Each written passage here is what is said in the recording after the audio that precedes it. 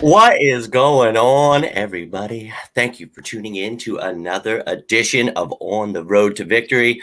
I am your host, Jimmy Smith, and with me again today on this beautiful weekend, Hollywood Hearn, Evan Hearn himself. Evan, how you doing today, brother? I'm doing fantastic. The weather is starting to peek through. I'm starting to get those, springtime allergies. They're starting to show up a little bit, but I can see my lawn. There's no more snow. Everything is starting to look nice out. I'm starting to get the vibe for the draft. The springtime means draft season, Jimmy. It means finalizing the roster. It means, moving forward into the next season. So I'm ready for a new beginning. That's A where man I'm after at. my own heart. I love it, Evan. That's exactly how I feel. When it's springtime's coming, that means it's draft season, baby. Yes, So sir. a lot of years, we get excited about players. We don't get those players. Everybody, wants to remind everybody of that. And look, it's harsh times, but I really find a lot of it to be a lot of fun, to dig into a lot of these draft players. And it's more exciting this year because we know we have 9 picks, it looks like, with the compensatory picks added. And we're going to have a big overhaul. So it's going to be a whole different team. And I think the unknown is what gets us excited. You remember 100%. Jalen Hurts, you came up with the new quarterback energy. Yeah. It's that new coach, new quarterback energy I'm feeling this offseason. So I wanted to take a look at the defensive players, but go ahead. What were you going to say? No, I was just going to build off what you were just saying, is that it's often, a lot of times, especially for us in Philadelphia, when our draft is like, our drafting ability is so poor that the expectation ends up being much more exciting than the actual reality of what the player ends up being. But like when you're sitting in queue and you're just like, oh, we ended up getting this stud wideout, this stud, any sort of positional player, you're like, oh my God, I can't wait to see him. But that's what this part of the season is all about. It's just about, like, finding out who your guy's going to be and just getting behind him and hoping for the best out of him. Yeah, for sure. And, we've got some pretty damn good picks, some high picks in each round. So yes, sir. It's okay to get a little excited, but it's okay to feel pessimistic because we all know Howie Roseman's the one running the show. So I get it. But, when you talk about having such a young team, one of the things you want to have with a young team is, veteran leaders. And a lot of people are like, you can't have any old people on your team. It's like, that's not what a rebuild is exactly. It's just bringing in new faces. And with the new coaching staff, it's obviously going to be new schemes and all kinds of stuff. So a lot of these people won't even fit in. We talked about last week, I had you on. We had a lot of the free agents popped up. We talked about who would be coming back. And we talked about no-brainer with the exclusive rights free agents, Alex Singleton, Greg Ward, Boston Scott. Well, I believe it was the next day after the show that they all were tendered, and it looks like they'll be back. So fantastic. Those are the Greg Ward saga continues, man. The Greg Ward and saga on a minimum contract, he could maybe not make the team. It doesn't matter, but you bring him back because it's. But you know what he is. Yep, he's depth. Mr. Dependable. Mr. Reminds me Dependable. of Jason Avant in a way. Jason Avant would never got love, I feel like, until he actually left. Some people gave him his props, like Greg Ward, but he's got some time to get in the Jason Avant category. But it just reminds me of his young days. It's like, hey man, at least the guy's catching the ball. No, I completely agree. I think Jason Avant is actually a very good comparison because I thought Jason Avant was one of those guys. He was one of the, probably a third wide receiver at best when he was on the team, but he was a guy that made plays. And to this day, one of the greatest hands that the Eagles have had. Like he had great hands, man. Like anything really thrown his way, you could count on him to catch it. So although he wasn't, a stellar wide receiver all in all, he was reliable. And that's why I think Greg Ward is. Yeah, and he could shine because there were better receivers around him. You have Deshaun Jackson, Jeremy Maclin. I think if we go after a stud at pick 6, Jamar Chase, Devontae Smith, Kyle Pitts, whoever it is, you add weapons to this offense, and then Rager flourishes. Everybody flourishes, and then those lower-end guys, they become better because everybody's focusing on those other guys. So you want a guy like Greg Ward. I think that was a smart move. So we talked about just this last week, and, I thought that a lot of people, felt a certain way about that, but it's like, look, man, this isn't costing us anything. Your cap hits are your top 51 contracts on your roster. So these guys are getting bare minimum. It's not even going to matter. So it's like, they got to still make the team, right? So. Absolutely. Absolutely. So on the offensive side of the ball, obviously we talked about last week. We talked about a lot of the free agents available. And one of the things was, how are we going to sign free agents? We don't have any salary. It's like, look, I'm very aware of the fact that we are in what some people wanted to call cap hell.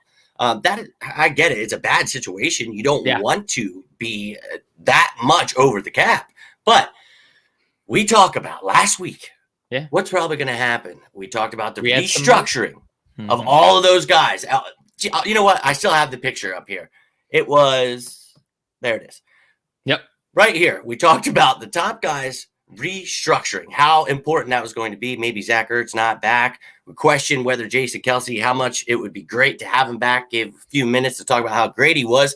And thank God Jason Kelce's back. But what did you think of those moves this week, Evan, with Jason Kelce coming back? That's phenomenal. But Darius Slay restructuring, Lane Johnson and Brandon Graham. I thought those were moves we talked about, but I was pretty excited. Yeah, absolutely. And when we were staring down the barrel of that $43 million over the cap, I was really starting to think about, like, we're going to have to part ways with some bigger names here. And the fact that these guys were willing to restructure, the fact that Jason Kelce is willing to come back in what appears to be a rebuild situation, like, kudos to him, man. Like, if there's two players on this team that I never, ever, ever want to see wear another jersey, it's Jason Kelce and Brandon Graham. And I got to tell you, I am so happy that Brandon Graham is going to be back in Eagles midnight green again next year, man. Just having this core of the team. We talked about that veteran leadership and that just the vet presence within the locker room. These are glue type guys. Brandon Graham, Lane Johnson, Jason Kelce, these are glue guys. So if you want to actually like form a team and just give a nice nucleus to these younger guys so that they can build around them, I think that it's amazing. I really think that this week was like a bright shining light. Because it was looking pretty bleak last week as far as like how bad our money situation is, but we were able to figure it out. I was feeling a lot more confident this week than I was last. For sure. And that's, the reason I had that show last week. When I had you on, it was a couple days before that, and we talked about just that. Because look, to me, it's very concerning too that Howie put us in that situation. And people say, he's kicking the can down the road, whatever. Look, dude, as long as he keeps figuring it out and each year we can put something together, that's fine. Yeah. Now, I don't agree with a lot of the contracts he gave these people. I'm not saying like, oh, you should have gave Alshon that money or you should have gave Jake Elliott. There's a lot of people where I feel like, what were you doing? Yeah. So I'm not giving him a pass, but this is exactly what we talked about. These restructures need to happen. And then this team wouldn't necessarily look so bleak because you'd be able to add more pieces. But that offensive line, you talk about how many different offensive starting lines we had last year, set the NFL record. Yep. Well, the one person that was there, the constant, was Jason Kelce. So we talked about if he goes, we know that whole entire center and right side is getting older. Yep. We know that we need to address that, but that's really sounds scary without Jason Kelce. You take a gander here. This is just a projection with Mailata being at left tackle because that's where he was at the end of the year. I don't know if Dillard's going to win or not. Some people got really pissed off about this, but projected offensive line. But that makes me feel a lot more comfortable if obviously they could stay healthy. Everyone wants to throw that one out there too. Thanks, Captain Obvious. But I think when healthy, this is still one of the best lines. To be honest, I'm looking at that right now, and all of a sudden I feel like we have some really good depth on both of our tackles. I mean, between Mailata and Dillard on the left side, Lane Johnson obviously is a beast and always will be as long as he stays healthy.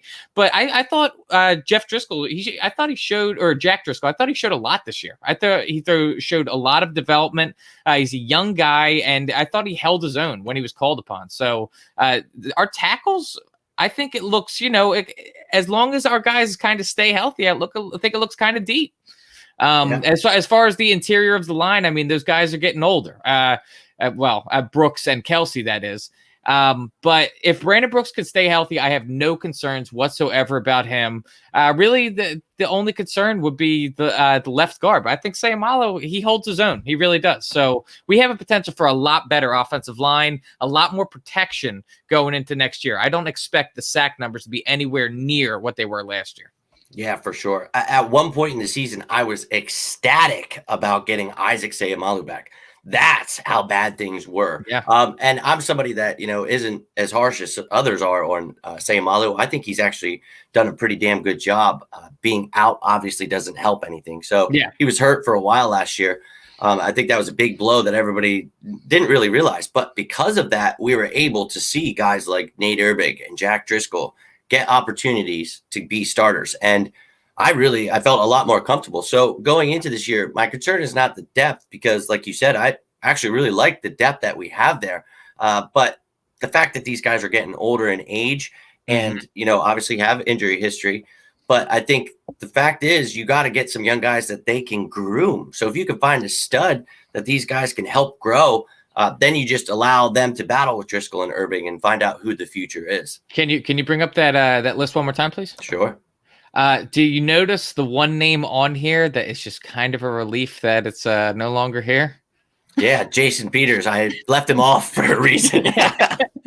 No, dude, but like that's the type of like that whole forcing Jason Peters to go out there and just like kind of disregarding the development of guys that were like in the queue and waiting. Like I think that was a total disservice by Doug Peterson, that entire coaching staff, that we had the ukulele boy, Jordan Mailata, just chilling in the wing for a few years. And I get it. He needed a couple years to get up to speed. He had never played American, tackle football. Yeah. But like he looked really decent last year, to the point where like we're talking about, is he going to start, or is the guy that we drafted to be the predecessor, or I'm sorry, the successor to Jason Peters in the first round? Like we're like, I don't know who we should really start here. Like he turned into a good player. So I think that last coaching staff did a complete disservice by just, throwing Jason Peters out there week after week when we had a guy that could have very well got the job done.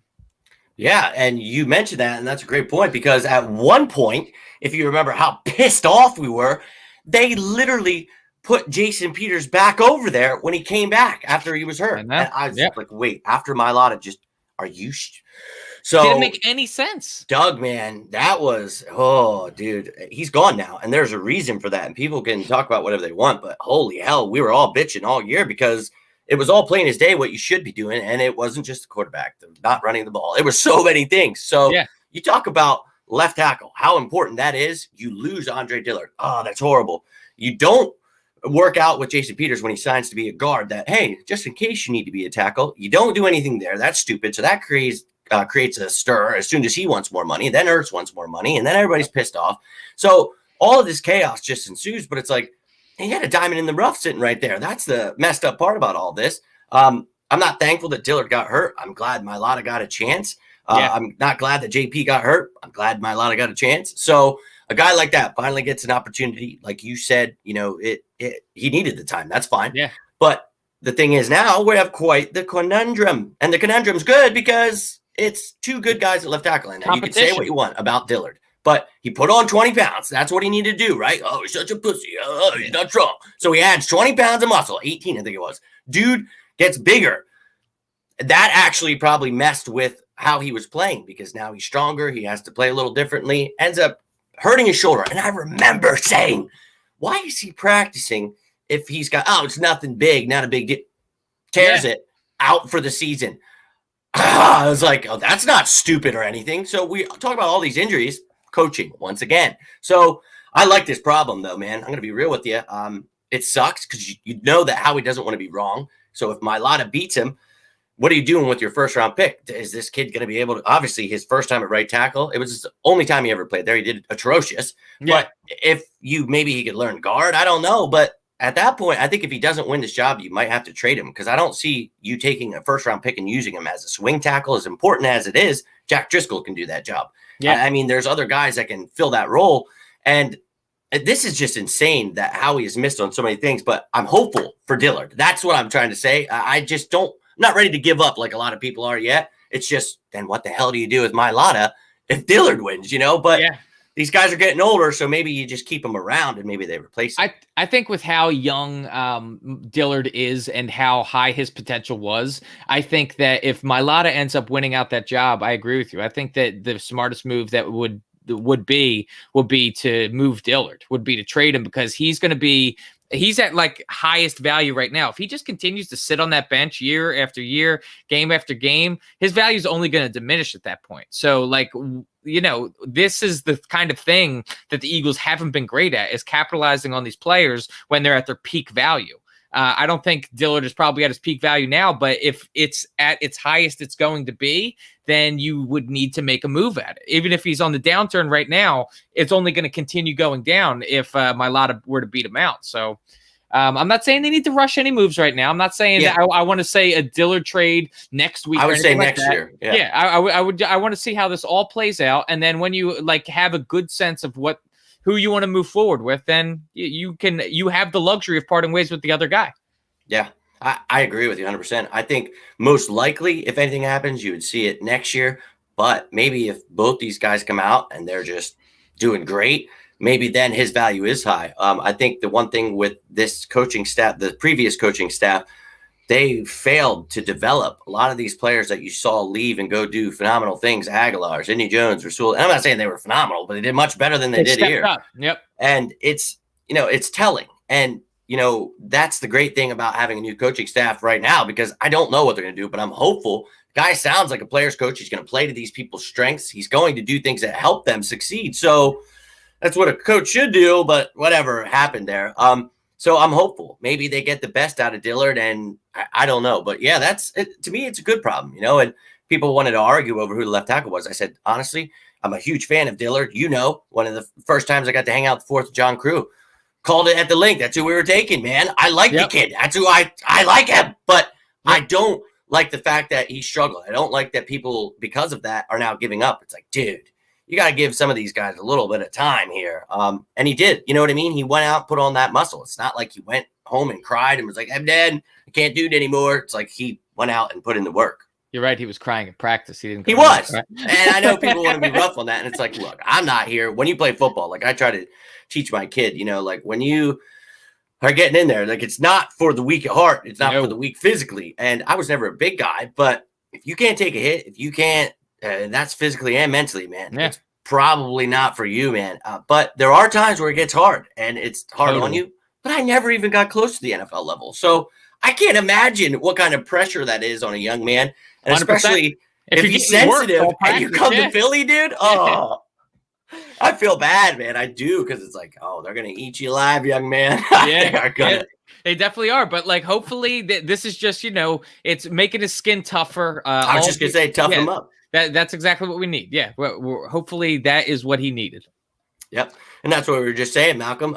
Move him to guard. Maybe you try to figure something out. But if not, if you could get great value for a left tackle, I just don't know how well he would do at guard. I don't see him as that kind of guy. But like I said, I would try it. You don't want to just waste a pick like that. So do all you can before you just give up. And in no way.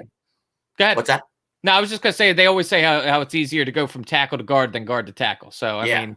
For sure. And he could definitely pick it up. So I'm hopeful for both of these guys to be part of this offense, because you heard about Lane Johnson last year. They said he's probably never going to be the same again. So we can be hopeful and glad, hey, he's back.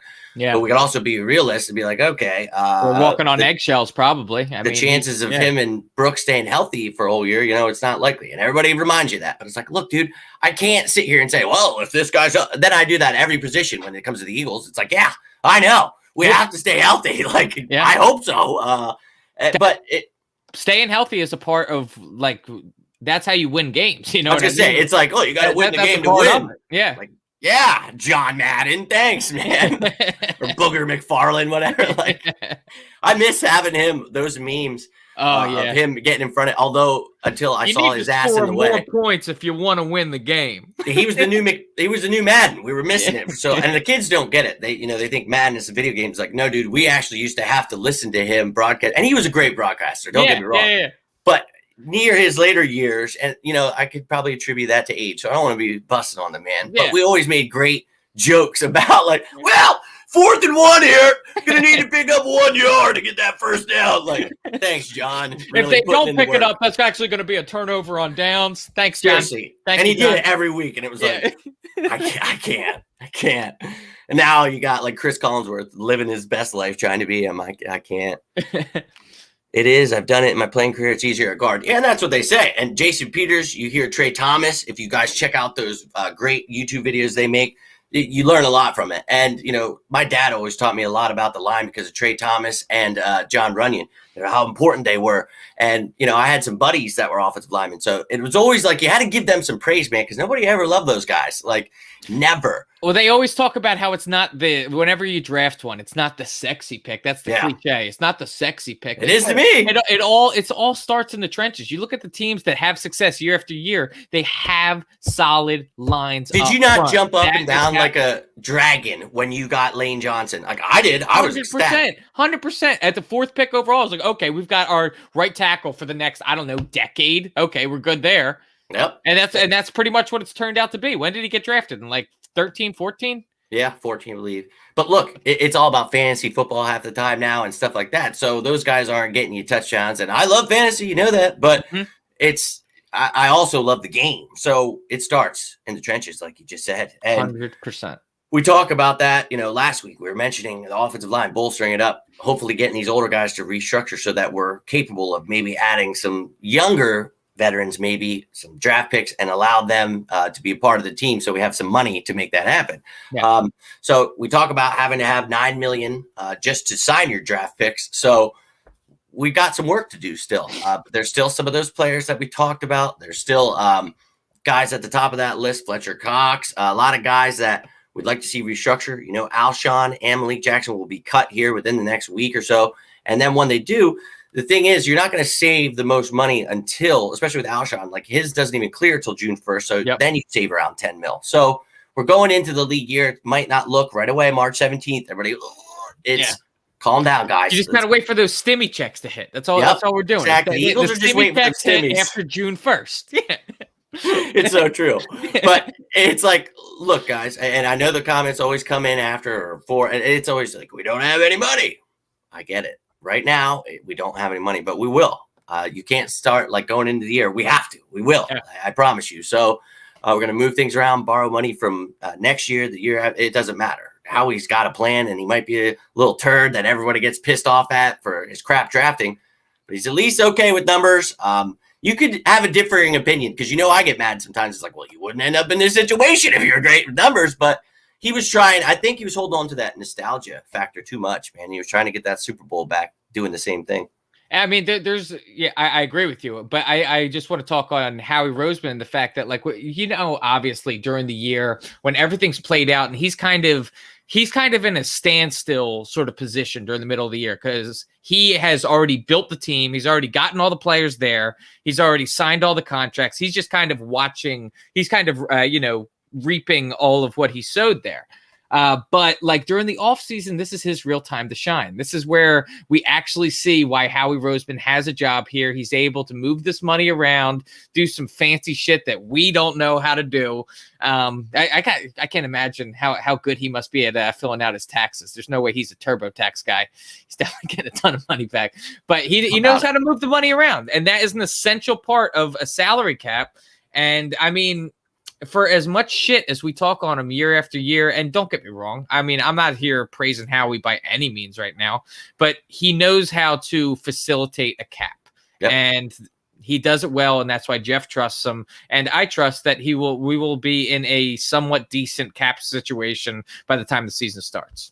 Because that's what he does. He does it well. He does. And I think, obviously, I've been hard on him. Everybody's been hard on him, and deservedly so at times. I don't think the whole Carson situation's on him. I think Carson has a lot of blame there too. So I don't want to hate Howie. I want to like the guy. We were talking about building the man a statue a few years ago. And I don't think it was just a stroke of luck that, we won the Super Bowl. And it kind of was that way. All the stars aligned. It felt nuts. Like it really was like, all the stories. So, it's kind of like 1960 when the Eagles won the championship. Same thing. They say like, oh, one of the worst teams to ever win a championship. Like it just luck fell upon us that year. But if you notice the years after, like the injuries kept following us. So we still had that like injury curse because even in the Super Bowl year, we had those injuries. Yep. But after that, they still played hard. Like a lot of these key leaders, Jason Kelsey, Brandon Graham, they were stepping their game up and somehow bringing these practice squad guys off the street working at Costco coming in, playing for us. And, they brought us to the playoffs in 2 years where we definitely shouldn't have made the playoffs. And sure. I just think, this team has a lot of heart. And I think Philadelphia, the fans, like just everything we put out. And I think Jeffrey Lurie, as the owner, knows that. And I think the things that are going on behind closed doors, like they're really not setting us up for failure, man. I really think good things are ahead. So I just want to ask you a question based off what you just said. You talked about how after, we won the Super Bowl, our play went down a little bit, but the fight and the heart in this team did not. Where do you think the source of that heart came from on that team the past 2 years? Who do you think was the one that was sparking that flame? Was it Doug? Was it who do you think it was? Well, the thing for me is, last year, the thing I bitched about every week on the pregame shows at 4th of July, I was pissed off because I don't know how I can get so pumped up every damn day for a game and you can't. So last year they didn't play with a goddamn ounce of heart. So that's what pissed me off. You saw it just trickle away and you had a chance to make the playoffs if you didn't. So those years that you did, I think one of the key contributors to that was Malcolm Jenkins. That was a true leader. And I'm not saying that Brandon Graham isn't a leader, Jason Kelsey isn't a leader. I just don't think they're vocal in the same way. Like they're funny when you get them on the spot. You know what I mean? Yeah. They're not like out there like Malcolm Jenkins, dude. I think Brandon Graham is more of a fun guy to hang out with. He'll crack jokes with one, but like Malcolm Jenkins is the epitome of a leader. Get you fired up, right? It's not so much that like he's probably not the funniest guy out there, but as like when he speaks, everybody in that room shuts up and listen, and that's exactly the type of person he is. And that's necessary, in a locker room. Especially with a team that has so many issues. And then you saw like the things from Josini Anderson and everybody else. There were just all these crazy like leaks and all these things. And it's like, you could see Doug's head wasn't in it. You could see Carson's head wasn't in it. They weren't about it, man. And they wanted to be gone. They didn't want to be a part of this. And that sucks because as human beings, you don't want to see these men waste away at the job they're doing. So good for Carson, man. He gets to move on, and a perfect situation for him if he's ever going to turn his career around.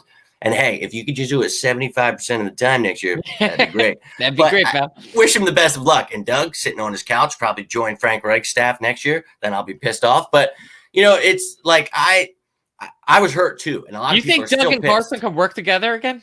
I don't think that the disconnect was truly between them too much. I know there was an article about. You think it was more 10 weeks. Carson and Howie?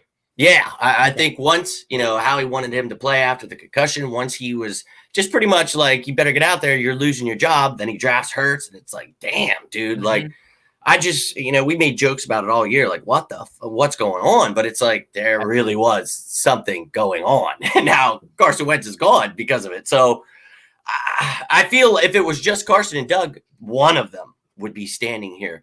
The fact that it's Howie and you don't want that. You don't want to disconnect. As long as there's a disconnect, especially with the leader of the team, well, he's supposed to be Carson and your head coach. And if you're having your head coach and GM, I was listening to Dan Campbell talk to the punter, Pat McAfee, and he was telling him, like, you have to have that relationship. Of course, he has a relationship with John Dorsey now.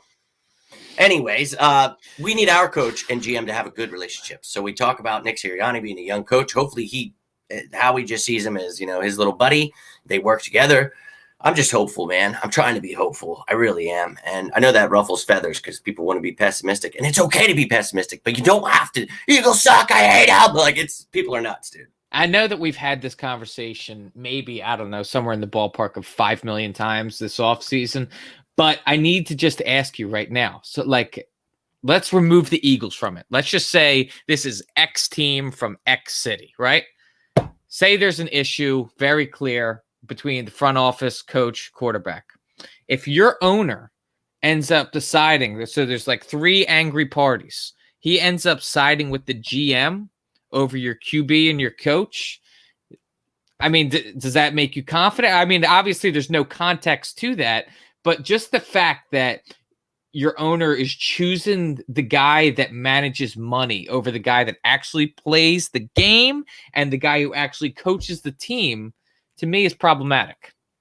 It is, and we all see Howie as the biggest problem. So that's where it's like, you got rid of the 2 guys that most people, confide in and love with all their hearts. And look, I get it, because it felt like losing someone when Doug was gone. I remember being like, whoa, dude. The Carson one I was prepared for. And even the Doug one we talked about, but it was still like, whoa. Yeah. It's just, I think it's concerning.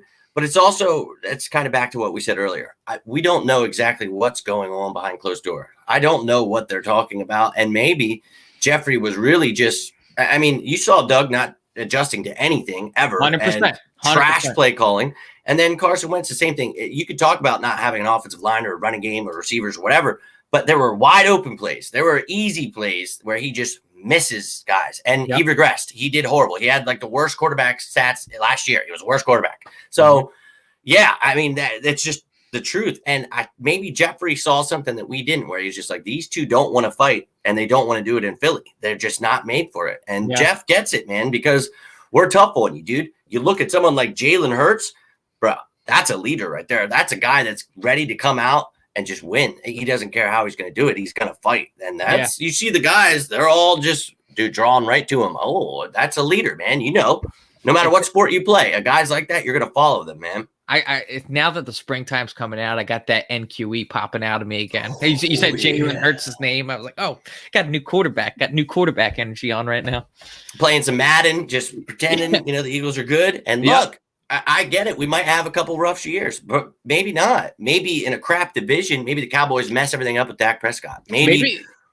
Maybe this turns around faster than we think. I mean, we talked about how confident we're feeling in our offensive line. If we're able to put some weapons on this offense and help Jalen Hurts out a little bit, shore up the defensive side of the ball, maybe get a second cornerback on the opposite side of Slay.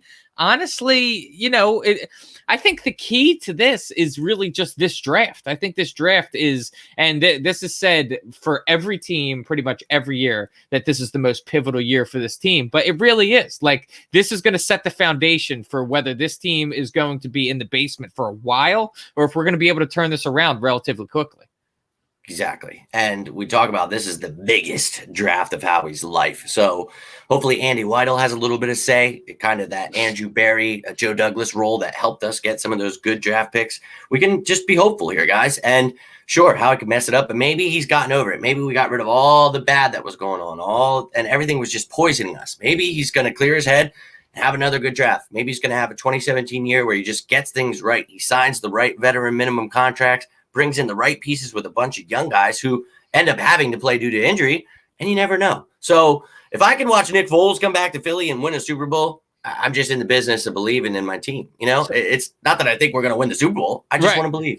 Do we just have some doobies delivered to Howie Roseman just so he could stop overthinking every fucking thing? I told you, he needs to put the wine coolers down. He really, dude, all he does is just sit there and tries to outsmart himself with every decision. So maybe just puff one up a little bit, Howie, and then you'll go with your instinct, and that's what you're supposed to do. He needs to just simmer it down and take it down a notch or two. I mean, if that's too much for him, a little CBD maybe he'll calm the nerves. I don't know, dude, but we talked about it. I bust his balls talking about him sitting in his tub drinking a wine cooler, calling Carson Wentz up, hey, just letting you know, I'm dating somebody else. Jalen Hurts is going to be drafted. Like, all right, dick. Like, nobody, that's a dick move. Totally. So I'm hoping he gets over that. And you're right, man. Maybe sit him down. We'll send him a care package.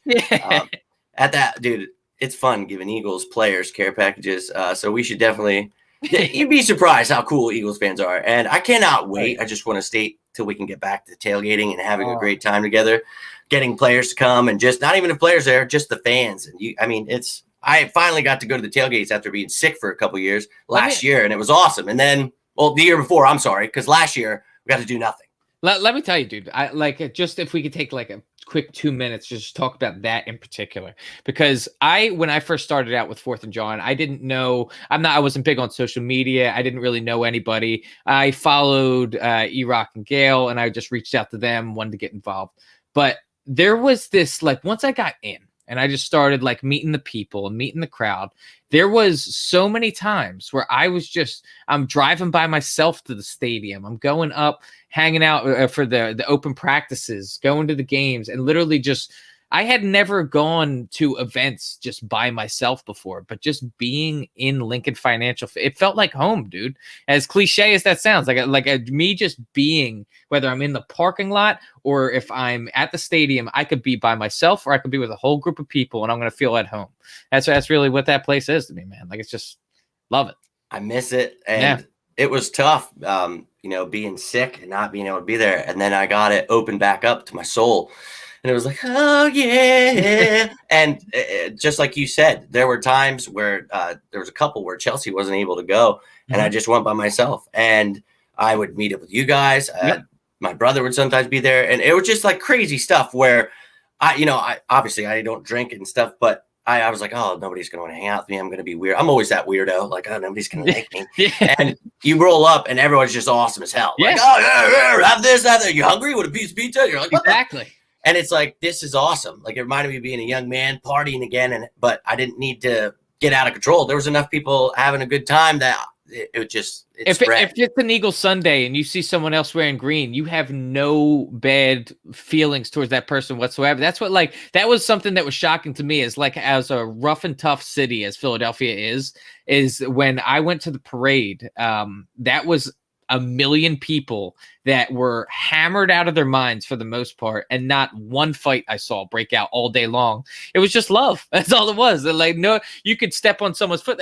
We won the Super Bowl. Don't fucking worry. But it was just that kind of energy all day, and that's what I feel like. I feel like the Eagles tailgates and being down at the games is a microcosm of that parade. And it's just like, if you're down at the link on an Eagles Sunday, you're wearing green, don't worry about a thing. You're safe. You're good. Everyone around you just wants to talk and hang out. It's a great atmosphere. It really can't be topped. Yeah. People getting people taxis, people doing things to ensure they get home safe. Just people getting separated, helping kids find. But I mean, I've seen so many great things, and it's just like a family event. It's amazing, and I hope that when we're able to finally get back to that people are going to hopefully not take that for advantage. Because that there's bad people that show up to things like that, and it's like you can't blame other people for what dickbags do. And it's like, look, when we get back, we're going to keep doing what we do. And that's have a great time with the people. And I truly can't wait for that, man. Absolutely. But we got some defenders that we got to talk about here. Yeah. So I just wanted to, lube you guys up a little bit, get you ready for this. Because you needed to know that there is ways for us to get free agents before I jump into this. And we talked about it last week. So a lot of those moves were made. So that more of those moves will be made this week, and we will have cap space. So we're just looking at some of these guys. Now you're going to see names that are going to, we can't sign them. I know. But I'm putting all of the top guys. There were seriously so many guys I had to even leave out. And you're going to be like, how did you have to leave people out when you see these lists? But we're just going to start it off defensive end. Look, we talk about, hey, what are we going to do there? We know that Brandon Graham is restructuring. Love it. Derek Barnett. That's a guy that has no dead cap money. Could save you 10 mil on the cap. Don't know what the hell we're going to do there. So Josh Sweat, love the kid, love his promise. 100%. A little bit of an injury history. So maybe we need a little bit of depth there. Because I remember in what year was it? I think 2017 when you added Chris Long and Michael Bennett, and you won a Super Bowl with some of that old man depth. So let's take a gander. First, I'm going to throw the defensive ends, and then up next will be edge rushers. So don't worry if some of those guys you're thinking about. Yeah, a little overlap. And edge is just an outside linebacker, which is a defensive end in a 4-3. So these are edge rushers, defensive end type guys coming up here.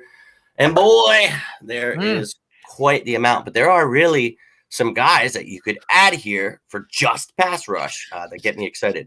There's a lot of huge names on there, man. A lot of guys that were being talked about last year as well. I remember Everson Griffin. I remember Yannick Ngakoue being talked about last year. There's a ton of big names here. As far Bruce Irvin's getting up there, isn't he? My God. A Ziggy Ansah. I mean, he's a guy that is also, he's probably older now, but I feel like his production is still there. You might be able to get him a little bit cheaper, don't you think, a Ziggy Ansah? For sure. And that's one of those guys where people be like, oh, what a terrible signing. But it's like, dude, if he's only playing on passing downs, only having to play a handful of snaps per game, and he's getting the job done, you can't be mad about that. That's exactly what you're looking for. Someone who's got a little something special in there. Maybe it's faded a little, but if you're not asked to play a whole entire game doing that on some trash team, then maybe, it works out. So, Forrest McKinley. Love that. Yeah, another one. I honestly, Tack was somebody, I don't know why. It may be personal issues, whatever's going on with him, but things are weird with him over in Atlanta. I think a new chance with a new scenery would definitely bode well for him. Another name I love on this list is Steven Means. I was a huge fan of his when he was here. Then he got hurt. We let him hit the waiver wire, and the rest was history. Went to the Falcons, and damn it. What about a guy? Go ahead. No, I'm just gonna say that's what I'm looking at, though. What the bottom barrel. A guy that has been absolutely just kind of a thorn in the Eagles' ass for years. Mr. Ryan Kerrigan. What's your thoughts on an older guy like a Ryan Kerrigan, bringing him on for like a year? Well, that's why I put him over there with some of those bigger names. The same with Trent Murphy. He probably still might, even with his age, he might still demand some money. I mean, he's had a great career. Kerrigan's good, man. He's still player, damn good. Still. I wish we could. Wouldn't that be something, though? To be honest with you, even if we don't get him, it would be great to have him out of Washington. Either way, just sign out. Get him the hell out of the NFC East, because he man. has been a thorn in our ass for a long, long time. That's a great call. He really has. And when I saw that name, I was like, damn, you never know with some of these guys. Maybe they're looking for new scenery. They've always wanted to play here, maybe. I don't know. You never know. It's weird when you see certain guys change, especially interconference. So, I'd be all for adding Ryan Kerrigan, though. Even like Dion Jordan, kind of in the same boat as you mentioned, Ziggy Ansah there. So I think, that's kind of just the list there. You see some higher names, but the bottom barrel guys, I think those are the more likely. Totally. So Dion Jordan, Ziggy Ansah, wouldn't be mad about it, and I think might be a good idea. Now, these are kind of the same deal here. Edge rushers want to bring up Von Miller, obviously, that's a team option, so not sure what's going to happen with him, but threw him up there anyway. You never know. But who are you seeing here? Some interesting names. There is some huge names in here. Yes. Well, first of all, Shaquille Barrett, he's too much. We're not going to be able to get him. That dude, same with Ingram, Judon, I wouldn't imagine. Dude, I got to be honest with you. Ever since his Temple days, I've loved Hassan Reddick. Always loved Hassan Reddick. There's dude. Barcavius Mingo, Malcolm Smith, Bud Dupree. The options are here. Marcus Golden, even Fackrell. I think that oh my god, I didn't even see Clowney at the top of the list. Yeah. The names just go on and on. Olivier Vernon, even Olivier Vernon. But those guys, that's more of where we're talking about. That's out of our territory. Look, we're gonna have cap money, but hey, at the same time, if we were a more established franchise at the moment, I would say some of these guys would take cheaper contracts, but only if they have some weird love for Philly, like Yannick Ngakoue posted pictures of cheesesteaks and weird stuff. Like, I don't know, maybe he's just like, look, I'll take a veteran minimum. I don't know why you would do that in a rebuild, but yeah, you're looking at more of the bottom barrel guys, but there's some damn good names, and you never know with that, right? I mean, you mentioned a lot of them, man. Would you kick the tires on well, not even kick the tires, but would you take a Aldon Smith? Yeah, that's he's up there, right? Yeah, he is. Yeah, he was somebody that I was so impressed with last year, and obviously he's a Cowboy, so you don't want to see that shit. I hate that. And if you see here, Pernell McPhee was another one I was looking at. Guys that are getting older, but I think Aldon Smith is phenomenal for coming back after years and to play like he did. Now, he got hurt a little bit into the season, and then he kind of just fell off. So my concern there, and look, they had a plethora of injuries. So he was kind of forced to play more time. I don't think that was good for him. His body was not in football shape. So if we talk about that limited role that we were, I think it's perfect for him. So, yeah, great name to throw out there. And I know he was a Cowboy, guys, but who cares? I want an edge rush. That's exactly what we need, heat come from both sides. And that's exactly what we're talking about. And you exactly how you mentioned when we went and got Long and we got Bennett, those are two vet guys. And that's the type of thing that I'm looking for here. Just a little bit of heat coming from the edges. And it kept Brandon Graham and Derek Barnett fresh. So, I mean, if you're talking about Barnett or Sweat this year, who cares? But then you got Brandon Graham who's getting older. So you need that. If there's one thing I loved about that Jim Schwartz defense, it was the rotation of the defensive line. 100%. Yeah. And one of the guys that I think it really sucked that he got hurt last year or the year before. And then last year he was a little banged up. He's going to be released within the next week or two here. Malik Jackson. Yeah. But he's one of the names I talked about that I think he could maybe still be brought back just on a different contract. It was just he was way too high of a cap hit. Yeah. But you got to shore up that interior line. Fletcher Cox and Javon Hargrave started playing great together at the end of the year, but both dealing with injuries the last couple of years. I would really I would shore it up. Obviously you have T.Y. McGill brought back. That's cool. That's great. But you see some of the free agents here. Another list has got some great ones that you probably won't be able to get. But there's also some guys that have maybe struggled or still pretty young, looking for that next contract. Maybe Devon Godshaw. I think he did pretty dang good on the Dolphins, and they're stacked on D. But there's a lot of interesting. Yeah, Old Eagle. There's a lot of guys out here.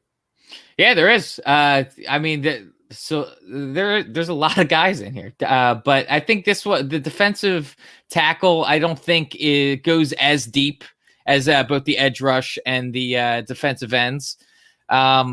Sheldon Rankins, Sue, obviously. I mean, Sue, he was a guy that used to demand huge money, but at this point in his career, he might be able to. You might be able to get him not at a super cheap deal, but at a much less than what he would have been making earlier in his career. Yeah, and I don't know.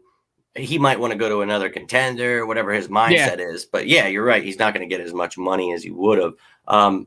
But in prior years. But Jarrell Casey, Quan Short, two guys that are awesome. Sheldon Rankins kind of fell off a little bit, but I would love if you could find a way. But you're not going to get Short. You're not going to get Casey. Maybe a Mike Daniels kind of got hurt in Cincinnati, kind of fell off there. But a Dalvin Tomlinson, even a Corey Peters, D'Amato Pico, even Larry Ogunjobi was somebody that very intriguing to me when I saw this list. So Malcolm says here, Corey Peters, Mike Daniels. Yep. Two guys I would definitely be okay with. So you're just looking for some depth, essentially what you were looking for with Malik Jackson and T.Y. McGill last year, Hassan Ridgeway. So definitely some interesting ones on there. But after that, we're talking about a position where I think you need to focus on the draft a little. I know you did last year in the 3rd round. Get your binoculars out for this list because I already know where you're going. I'm going, well, not yet, I don't think. These are big lists still, but I split them up. Outside linebackers, inside linebackers. Linebackers is what I was talking about. You got a few. So inside linebackers we'll go with first. We need desperately a coverage linebacker. Alex Singleton, love him against the tackle. Same with TJ Edwards. They need coverage help desperately. No clue how Sean Bradley's going to look or Davian Taylor. So you're looking at some inside linebackers here that obviously some more great names you've seen here, but there's also some guys that I think you could get on a decent low contract here. Who are some names that are popping out to you that you think could possibly, be affordable for the Eagles? Affordable. I mean, the names that were popping off to me were like the Van Noys, the Reuben Fosters, the Buchanans of the world, but I don't know if, those guys are really going to be within our price range. A guy like Goodson, perhaps a Gerard Davis. I'd like that one. Yeah. Do you think a Will Compton? I mean, how was Will Compton really in coverage though? Yeah, not at all. Yeah, I think he's a funny guy, a good person, but also maybe I don't know what kind of person he's really, but from what I've seen. So on the field though, I don't give a damn what you like off the field. Reuben Foster, I guess I should watch what I say about not caring what you do off the field. I do care. Please do not be a piece of shit. But Reuben Foster was somebody I wanted before the draft, and all that stuff came out. He dropped, and his career just sucked. I don't know, man. Maybe he revitalizes his career, becomes a great man. I'm all about second chances. So maybe a guy like that carries baggage, you never know.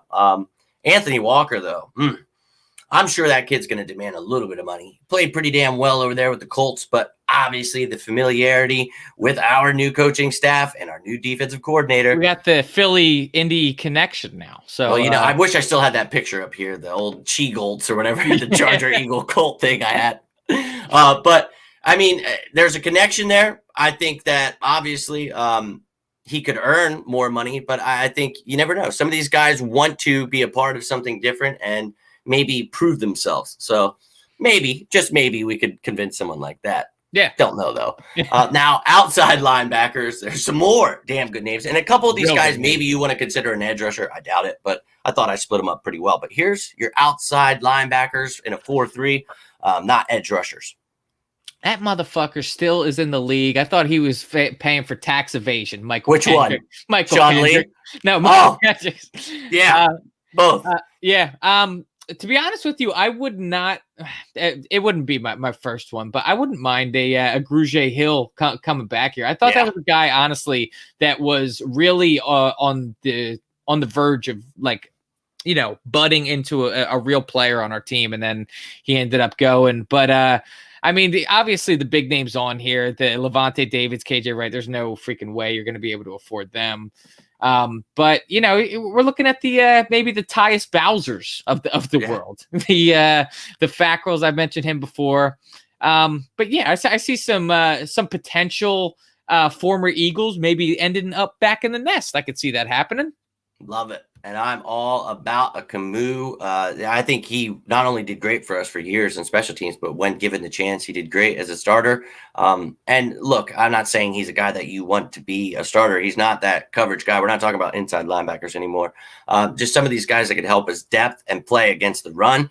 And I think Camus would be great. And like you said, it's probably going to have to rely on, you're not going to get your Jordan Jenkins, Jeremiah Tachus, Matt Milano, guys that are right on the cusp that deserve decent contracts. What's your thoughts on like a Brandon Copeland, though?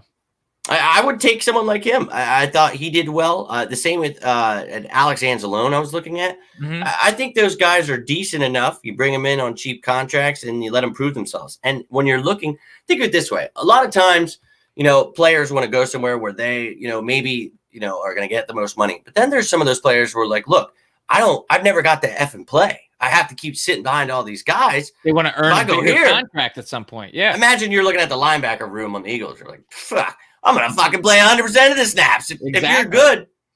I mean, so there's opportunity. Some guys just love to play. So if a guy like that wants to come play, he loves the city of Philadelphia. Some of those guys love that shit, man. They feed off that Chuck Bednarik, just that animal. Yes. Dude, I love it. That's who are welcome here. And I'm not saying whatever about Carson or Doug, but it's like, dude, if you don't have that killer instinct, man, you're not going to fit in here. And it's not everybody has to be a killer. I'm not saying that, but you just can't.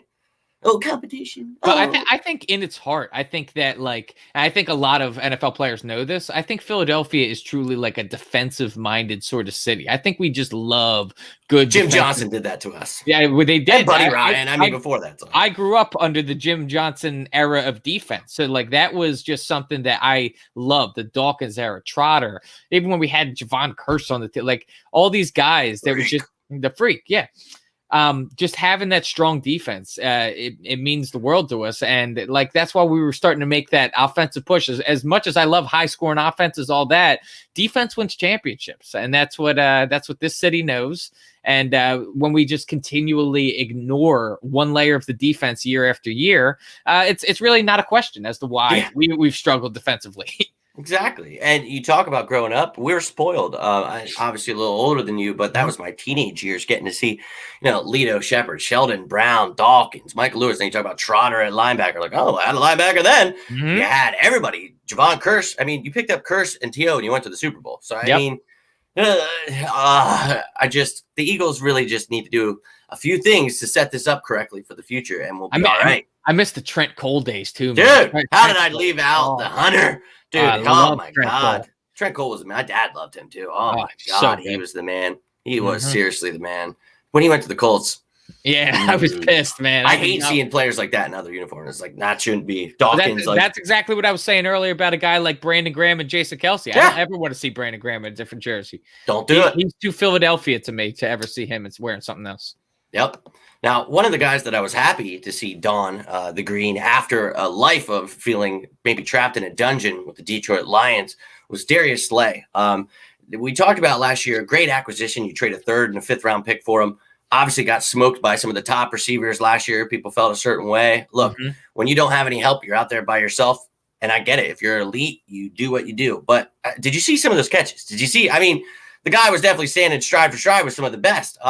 I think he's still pretty damn good. People were talking 100%. This offseason about trading him, cutting him. And like I said last week, I was like, I don't think they understand the money situation, first off. So I don't think they understand. Stupid. That's actually making my blood boil. That's so stupid. Because we talked about for years about having a lockdown cornerback and how badly we need one, and then you get one for a year and you want to trade him away. Get rid of him. That's don't you think it'd be smarter I've ever heard in my life to give him a running mate give him another corner on the outside so Yes. that we can do what we please. So you're not just putting him on an island all the time? Yeah. Yeah. So, yeah, that's what happened. And we warned last year that do not put Avonte Maddox as your outside corner. Well, you did. And we all saw what happened. Please, for the love of God, we talked about moving him. I know it was you that I talked with about moving him to a position where he plays well. Free safety, nickel corner, allowing him to be that defensive back. Well, then there was an article right after the show that came out a couple days later about he will probably be moved. I was like, good. That's exactly where I effing belong. Anybody who thinks he's an outside corner is apparently got the care package that was meant for Howie Roseman. So exactly. I think, when you're looking at some of these corners, you get excited about the draft coming up. There are some talented guys. You hear people talk about, some guys that I watch, they're damn kids. Talk about Surtain, Asante Samuel's kids, the juniors. Love it. J.C. Horn, yep. There's J.C. Horn and Caleb Farley, though, that I think are two guys that, hey, maybe if you miss out on some of these offensive weapons, you add a super stud. But mentioning that there are so many good ones that I like, you never know how the draft plays out. And maybe with that high second-round pick, 38, maybe you get yourself a stud corner there still. I'd be happy with that. But that all depends. So let's take a gander, though, at the free agent cornerbacks and at least see, maybe we could add something here. Oof. Now, this is an effing list. That's a husky lift right there, man. Dude, I had to cut people out that I didn't want to. So that's ridiculous. Yeah. I mean, ridiculous. Wow. But I didn't want to leave out some of the bigger names because some people are like, oh, did you know that he's a free agent? Well, I did, but Desmond King, that's probably not going to happen. Love him as a slot corner. I think he'll get some damn money. Patrick Peterson. What about Kevin King? Kevin King, I really liked him over with the Packers. I think that he would be somebody, another one of those things where you talk about revitalizing their career, but I thought he actually did pretty well. And I think the Packers defense obviously had its struggles at times last year, but they picked it up, and I thought he actually played pretty well. Same with the two guys under him. He played at Washington opposite of Sidney Jones, right? Yeah. I think I remember that, and I remember when we ended up drafting Sidney Jones, and I'm going to be 100 right now. I wanted Sidney Jones. I'm not going to try and have some revisionist history and make it seem like I didn't. But I remember when we drafted him, just had in the back of my mind thinking to myself, I was like, Kevin King was at like another top corner in that draft. I remember thinking, did we end up just like taking the wrong guy? Like, was it wrong just to take the guy with the injury history because, we think he has more potential, or we could just take this guy who seems to be a stud and you know what I mean? BPA, man, best player available. That's how you have to go into this draft. You've made too many mistakes in that year you're talking about right there. That's another one of them. You're just not taking the best player available. And I get it. Look, I'm with you. At that pick, I was ecstatic. Oh my God, this kid would have been a top 15 pick if he was healthy. Holy shit, we got him.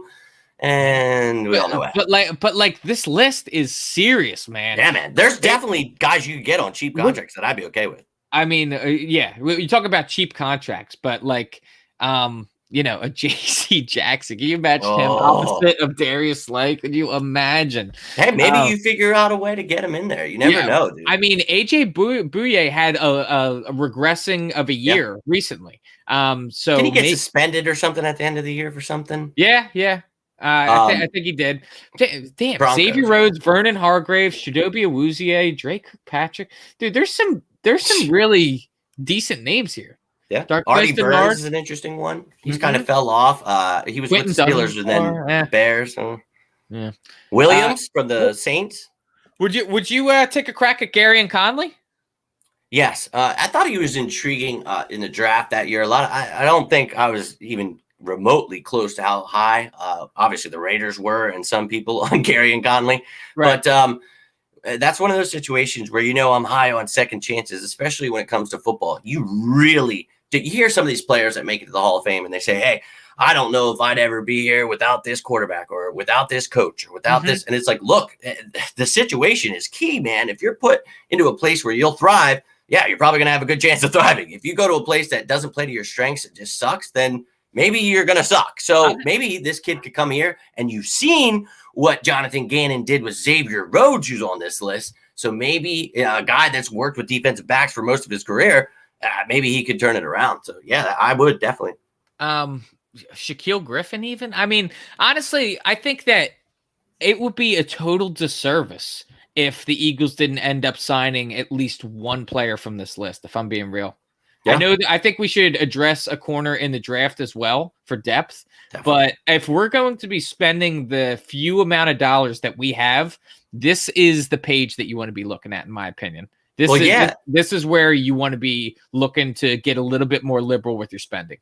Definitely. You're looking at that free agent list. We have Strap is on there, Crevan LeBlanc, and Nickel Roby-Coleman. So those are two guys that had to be starters last year because everybody was getting hurt. So you're left with Slay, Avonte Maddox, and then the bottom of the barrel guys that were fighting on the practice squad. So now, who was the guy we brought in last week? Shaq Taylor, I think. So that's what you're dealing with right now. We're bringing in the guys, that Tremont Smith, that was him last year. That's a guy who actually went to the Colts last year. So he has a little familiarity. Maybe he gets brought back. I know he's good as a return man too. So you never know what this coaching staff is thinking. But I know that what they're probably thinking is when they look at their list and it shows just Darius Slay and Avonte Maddox, they're thinking, well, we're fucked. So I agree with you. I think I would much rather go with a younger guy that is maybe about to be on like his second contract. Can you bring that up just one more time? Sure. A younger guy that is maybe about to be on his second contract, like a Vernon Hargraves kind of guy, as opposed to any of these bigger.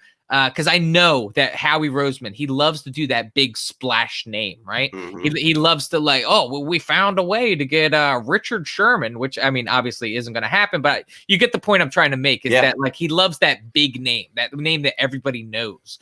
So I think it would be just more beneficial to try and get, stick with the youth movement and get a guy that is maybe in his mid to going on to his late 20s and is still a reasonable price and still has some room to grow with us.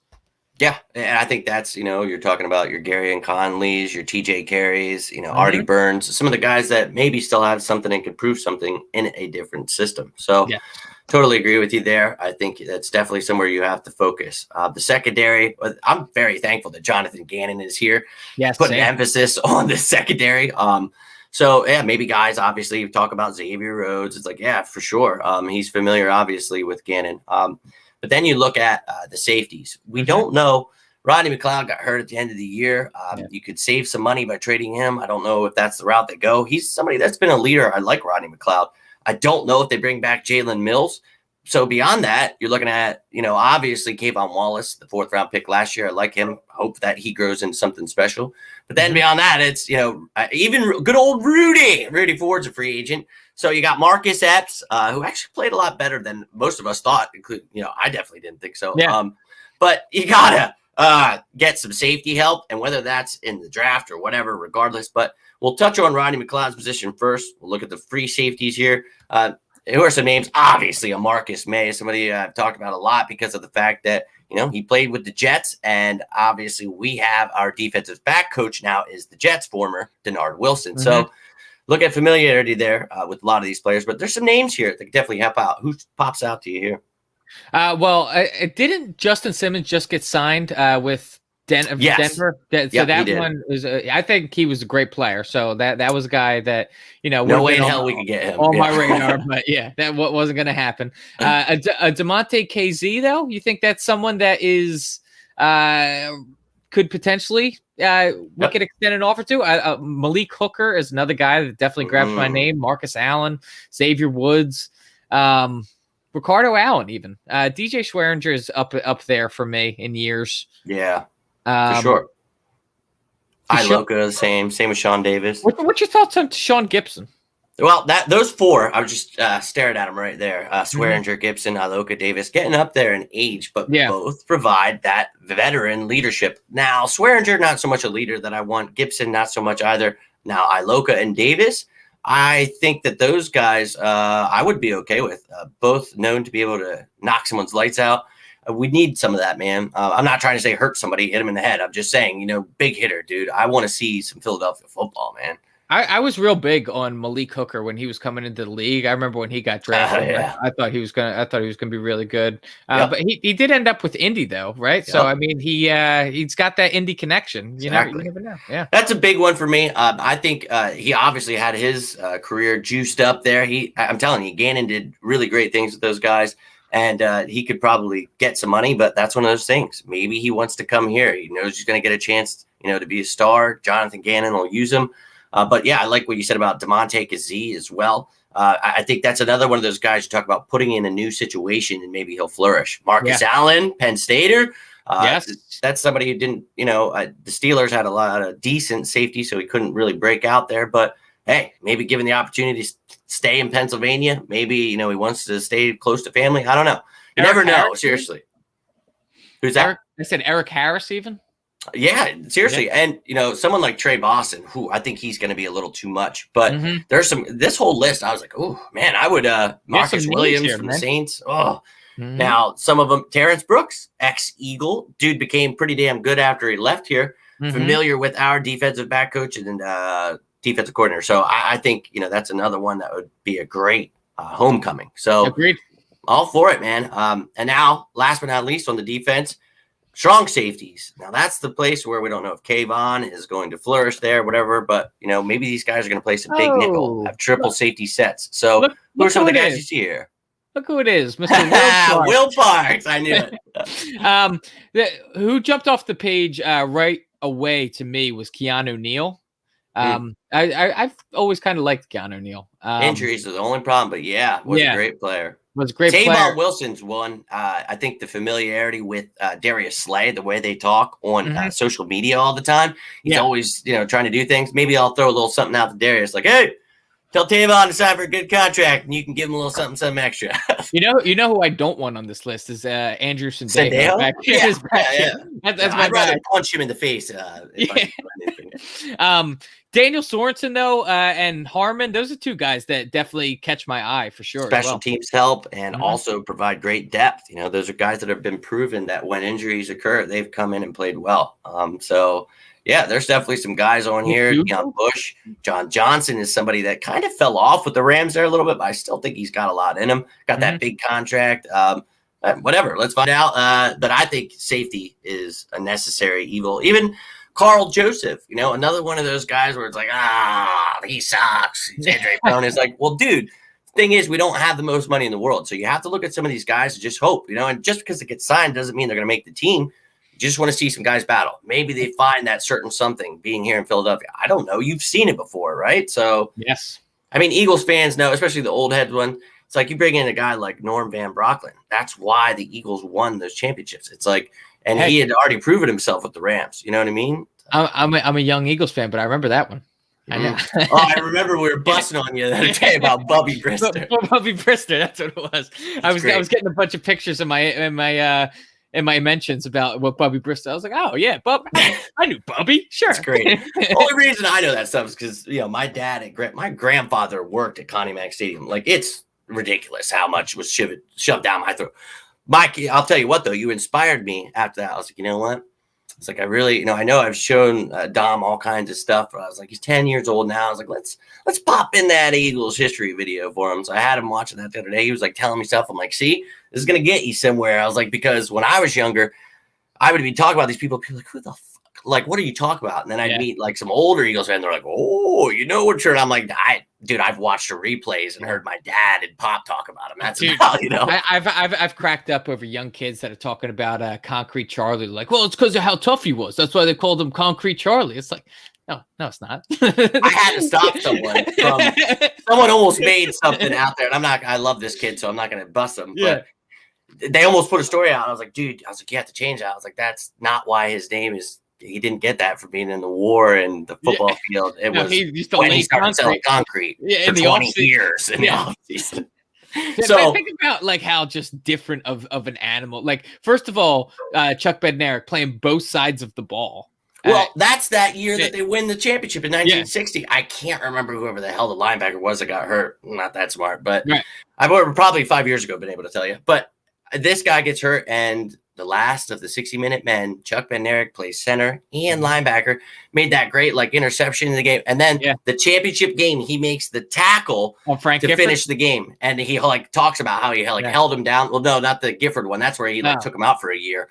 But in the championship game, he holds the guy down, and he kind of mentions it was kind of like the Gifford hit. Getting up this game's effing over. I love how he tells that. Like, I didn't even know he was laying there. Like, yeah.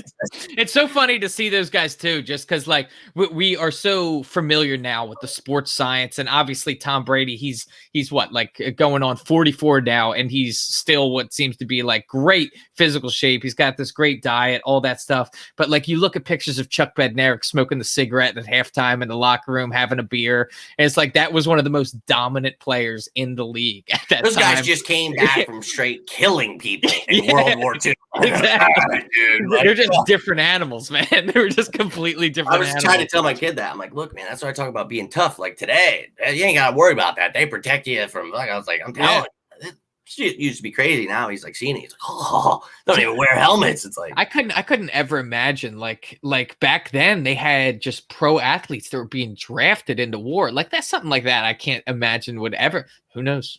Who knows? Yeah. Man? Well, we had that quarterback, the little guy. Damn, I can't remember his name.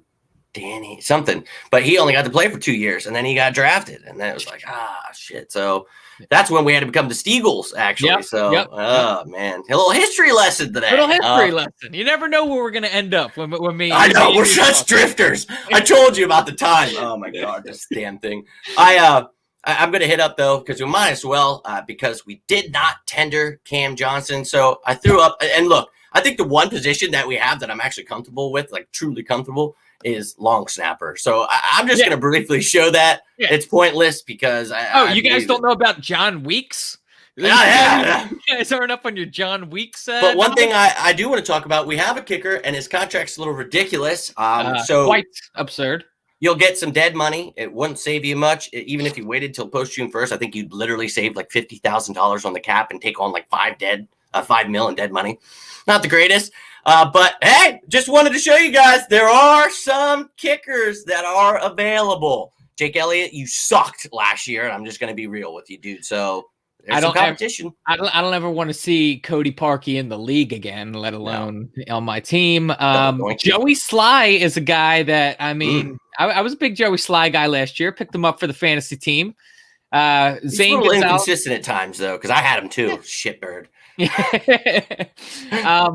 Yeah, I mean, honestly, I think a kicker is one of the weirdest positions out there because you have a guy like Jake Elliott who was just like, first of all, it's super weird because Jake Elliott has always been the guy to where, like, if he's ever kicking deep ball, like 45 or deeper, I'm like, oh, he's got this. But if he's within 35 yards, I'm like sweating it. Yeah, I'm sitting there sweating. I'm like, I don't think he's going to make this. He can't hit the chip shots.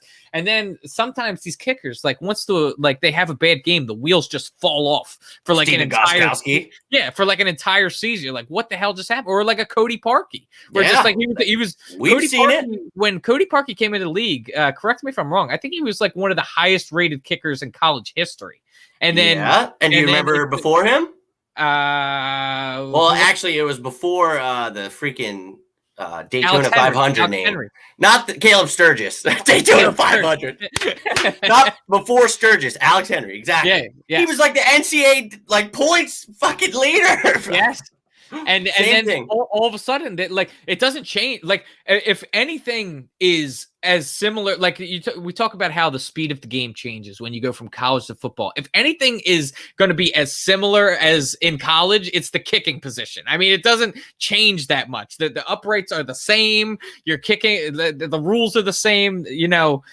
When the wheels fall off of kickers, it's just weird, man. It's true. And you saw it with those kickers you mentioned. And, Gostkowski last year, he's like the NFL leader in points. We all know what he did with the Patriots. So it's like, watching him for the Titans just miss after miss. I remember I picked him up last year on the week my kicker had a bye. I was like, oh, yeah, I'll just throw in old Gostkowski. It was atrocious. It was the game he missed like 5 field goals. I was like, of course. Only guy who has been consistent in his entire career. Well, I mean, I'm sure there's others, but Adam Vinatieri is like the only guy I can point to. Be like, that guy had like a 25-year career. I think he's still playing. He was amazing. He's not, but he was amazing. Oh, dude. He retired? He finally retired? Yeah, the old man River. But dude, you're looking at guys that are consistent. One of them that was up there, Matt Prater. I think somebody obviously playing for the Lions, you get kind of overlooked. But then the rest of the guys, I think all other than Young Ho Koo, who would be extremely stupid if the Falcons didn't bring him back. Yeah. But other than that, that you just saw Michael Badgley dubbed himself the Money Badger and then goes on to suck last year. Yeah. Watch giving yourself nicknames, dude. But those are all guys that just became inconsistent all of a sudden. So it's true. That's why I don't give. What was it, like 4 years, $19.3 million for Jake Elliott, something like that? It was something ridiculous, dude. It's like so. What happens if the wheels fall off after 1 year? Because that shit happens with kickers, and that's you don't even have a potential out until next year with this contract. Yeah, it was stupid. It was stupid. And it came off 2 years ago, honestly. And last year it was like, okay, this is pretty I hope we finally learned our lesson with that. I mean, honestly, like we talk all this shit on kickers, but we were privileged for a while with David Akers. Yes. David Akers, I mean, we never had to worry about the kicker position for a solid probably 14 years. And I even like Sav Rocca there for like 10 years. Yeah, it's funny. Me and Gail were talking about Sav Rocca last night. It's funny. Sean Landetta. We've had some good ones, man. I know I'm forgetting one. Donnie Jones. Donnie for the Jones, freaking Super Bowl. Yeah, man. Yeah.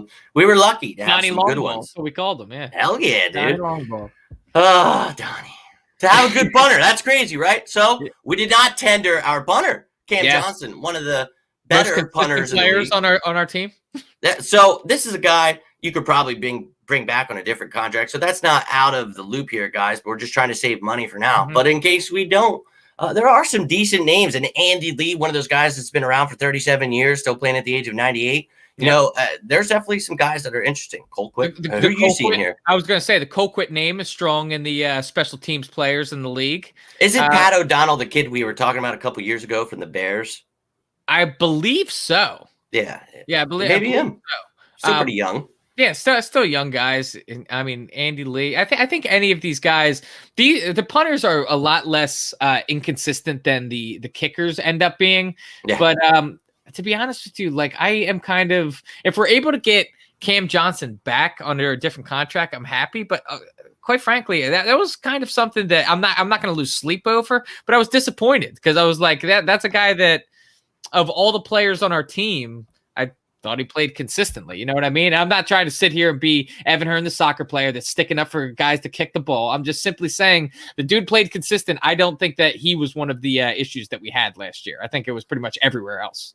I agree. And I think he's one of the top 10 in the league. So if you have someone at that position, it just comes down to the money. So making stupid decisions, but he didn't carry too much dead money, anything like that, where you were like, oh, I can't do this, which is the Jake Elliott scenario. But if you can bring in some competition here at kicker, then maybe Jake Elliott's out of a job, but you don't have a punter right now. So I'm with you. I think bringing Cam would be the right idea, but maybe you bring along one of those guys, give him a little competition, tell him like, hey, look, man, you're expendable. You know that you can be cut, so step it up, dude. Not that, like you said, not to say that, he was awful or anything like that. He did pretty damn good. But I just think this is a new coaching staff, and right now they're figuring out the money part. But these coaches are going to have say in who the hell their team is, right? To an extent. If the coach isn't safe and the quarterback isn't safe, the punter shouldn't be safe. There's nobody that's safe on this roster right now. We're starting from scratch. We're building anew. So it is what it is. Yep, and I love it. And here we go again, going over the hour time limit. This time, going about 20 minutes over. I love it. But, we always get drifting off about other things. And, it's a good conversation, man. I love it, man. This makes the weekends great. It's a nice little recap of the week. And it's fun when all the things that we've been talking about the last couple of shows, they just keep happening. So the next show, we're like, into place. Yeah. Just tune in, guys. We're trying to help everyone just be a little more positive. I'm not here to tell you how to feel why be pessimistic when you can be optimistic? None of us know what's going to happen. We don't know if this coach is going to suck, if Hurts is going to progress. We have no idea. But why not, as Eagles fans, just get behind your team, get that animal instinct, get a little more excited that maybe just a little birds football's coming back. That's where my head's at. Absolutely, Jimmy. Absolutely, dude. I just want to thank you for having me on, dude. Like I always enjoy our time. Use this time, man. Say your goodbyes. Let people know where they can find you, man. Come check me out at Hollywood Hearn on Twitter. Just Evan Hearn anywhere else. Go check me out. Go check out 4th and John. Go check out Jimmy on 4th and John. Check out all the articles, everything that everyone's writing over there. All of the player profiles that are getting done, the talk to prospect stuff. We're trying to make this a one-stop shop, essentially. For any sort of football news you want to know about, just head on over to 4th and John for that. Check it out. I just want to thank you, Jimmy. Of course, man. It's been a pleasure having you on these last few weeks, truly helping us get through this off season. But yeah, you guys got to check it out. You know, I say it every single day. Not trying to annoy you, but we're putting out great articles, great videos, great interviews, just great breakdowns. Anything your heart could desire, wondering about a certain player, check out 4th and John, man. We are doing big things over there. So I hope you guys are enjoying it. We do this just to try to talk a little bit about what we're doing over there too, but this is just a chance to have you guys be able to come in, and we're doing a lot more of that, and we're going to be doing a lot more of that over at 4th and John, getting you guys more interactive. We love having you, talk with you. So you guys are awesome. I hope you're having yourselves a fantastic weekend. Thank you, Evan, again for joining us, man. It's been awesome as always. On road to victory, bro. That's right. So you guys strap in for a fun off season. This next week's going to be intense. So maybe we'll have Evan back next week. We'll talk about all the moves we made this week. So have yourselves. Yeah, hell yeah, dude. So you guys have a good one. Check out at 4th and John. Check out at Hollywood Hearn. And as always, go!